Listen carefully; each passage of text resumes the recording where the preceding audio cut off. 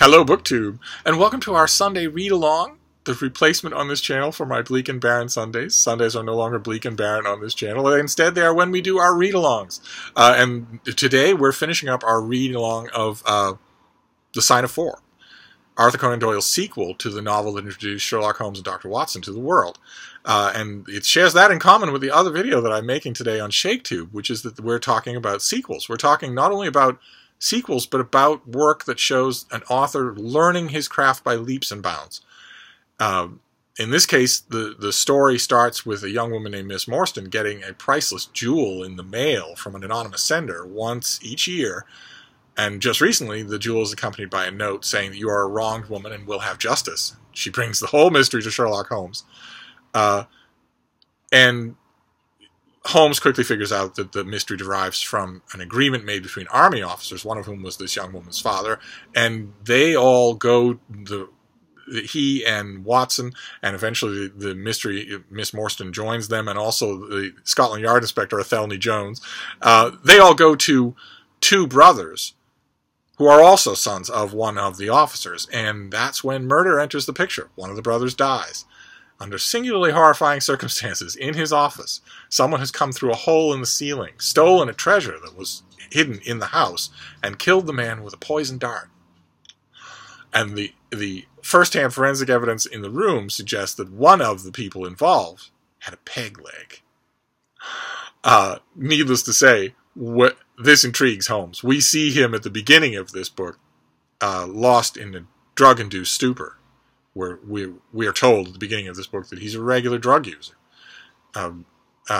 morphine or cocaine, that is designed to calm his imagination, to calm his nervous energy when there's nothing to occupy him, and that he tells Dr. Watson that he's perfectly happy to go without those things if there's stimulation, but he craves some kind of balm when there isn't. The 21st century sees that as the stereotypical talk of an addict, but one way or another, it's supposed to be eccentric and even slightly romantic at the time when Doyle is writing this, although Doyle himself had very little patience with such things, even though the substances were legal in the London of his day. But there follows a manhunt, and we eventually find the man with the peg leg, and we find his horrifying accomplice. And at every step of this second part of Sign of Four, we see that Arthur Conan Doyle has learned from the mistakes he made in Study in Scarlet.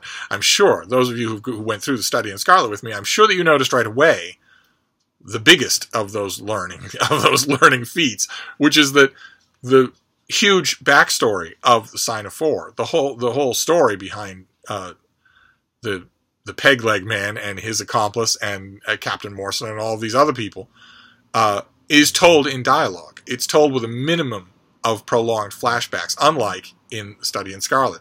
There is every bit as big a backstory in this story as in the previous one, but it's handled better. And when all the pieces are put in place, in Study in Scarlet, when Sherlock Holmes puts all the pieces in place and figures out what needs to be done, the moment where we see that dramatized is when he snaps the handcuffs onto the man who is the killer. We didn't see that coming at all, and neither did anybody else in the room. It's masterfully done, but it's pretty small scale. It's pretty static. It's essentially the door closing on the dramatic part of the story, and everything else, no matter how well it's done, is exposition. And Doyle doesn't make that mistake in this story. We get a hunt through the streets of London with a sniffing dog named Toby, and we get a thrilling chase on the river in steamboats with a hairpin escape from death on Holmes's part. Much better done. Much different from simply gathering everybody together and telling them how brilliant you are. And that denouement does happen. We do get what is quickly becoming a staple of the Holmes-Watson story, the typical Holmes-Watson story, is that in addition to all the excitement, in addition to the great dialogue, in addition to everything else, you will get a somewhat prolonged explanation of Holmes's methods and of the story and of all the details of the nefarious plot. And we do get that in here. But I maintain, and I'm wondering if you'll agree with me, that it's all done much better just smoother from start to finish. There are no bungles here the way there are in Study in Scarlet. And then we get to the end of the story, and the mystery has been solved, and it turns out that that Dr. Watson's affections towards Miss Marston are reciprocated. And it's a very bittersweet moment at the end where Watson is saying to Holmes, well, you know, you're still in the background. No one knows who you are. So Athelney Jones got the credit for solving the case, and justice was done, and I got a wife. What did you get? I feel bad. You got nothing. And Holmes says, well, I have my cocaine, and reaches for his hypodermic needle. That's just such a weird ending. Are we supposed to feel sorry for Holmes? Are we supposed to feel solidarity with him? I've read this a million times, and I still don't get that ending. I still don't know what Doyle was hoping to make his readers think. One thing I do know, readers in Victorian London had never read anything like it before. If Study in Scarlet was, I think, a bolt from the blue. You read it, if you're reading the literature, the dime literature of the period, and then you read it, you see right away, beginners, bungles or not, that this is something completely new. But it shares a lot of similarities with earlier fictional prototypes. In fact, Holmes mentioned some of them. But in Sign of Four, especially in the character of Holmes, in the disposition and the character of Holmes, nothing like this. That ending leaves the reader completely suspended in the air. What do they make of Holmes? Watson has found a beautiful young woman to marry. That's fairly conventional. Holmes is this, if anything, he's even more compelling, an isolated, charismatic figure than he was when he was introduced. I maintain, I'm curious to know if you agree with me, but I maintain that that at the end of Study in Scarlet, you very much want to read another Holmes and Watson adventure. Absolutely. You know that the author whose prose you're reading knows what he's doing and can entertain you for another story, definitely. But I maintain that at the end of Sign of Four, that's all well and good, but what you really want is more Sherlock Holmes. Not more Sherlock Holmes stories starring, you know, Inspector Lestrade and Athelney Jones and everybody else, but more Sherlock Holmes, the person Sherlock Holmes. I maintain that this is his Mr. Spock moment, where you have Star Trek and it's originally airing and it's got a dashing, charismatic captain and a wide-ranging crew and plenty of adventures, and then the letters start pouring in.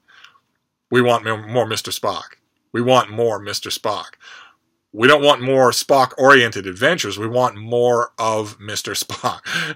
And I think that this is that moment when all of a sudden we get the sense that there's more to Holmes than just these stories. And that's when you strike imaginative gold with any kind of recurring character. When your readers start to imagine that character outside of the stories, that's when you know that you've struck an archetype. That's when you know that you're going to enter the zeitgeist. And I think that works. I don't know that happens completely in the first novel that we read, but I feel that certain by the end of this novel, it's completely in place.